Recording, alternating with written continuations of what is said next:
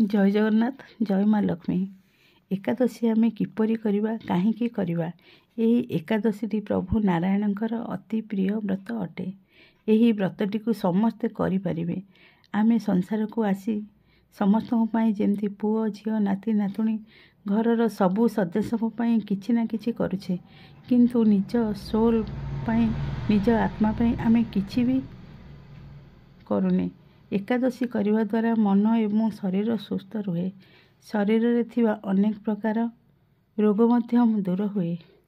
एमिति भी मनुष्यर मृत्यु पर आत्माटी नरक को न जाई वैकुंठ को बा विष्णुपुर को जाई थाए। एकादशी करुथिबा लोकंकर मध्य पुनर्जन्म हुए नहीं। वर्ष को 24टी एकादशी पड़ी थाए। यह मध्य 4टी बड़ एकादशी पड़ी थाए। 24टी एकादशी भिन्न भिन्न महत्व थाए। मासकू 2टी एकादशी पड़ी थाए। एकादशी करवा बहुत सहज। धानर जिनिस किछि खाई न थाउ, किंतु विभिन्न प्रकार फ्रूट्स क्षीर सागुदाना ए सबु जिनिस खाई करि परिबा। एकादशी दिनटी जाक विष्णु सहस्र नाम प्रभुंकर नाम भजन तांको शरण रहिबा बहुत भल।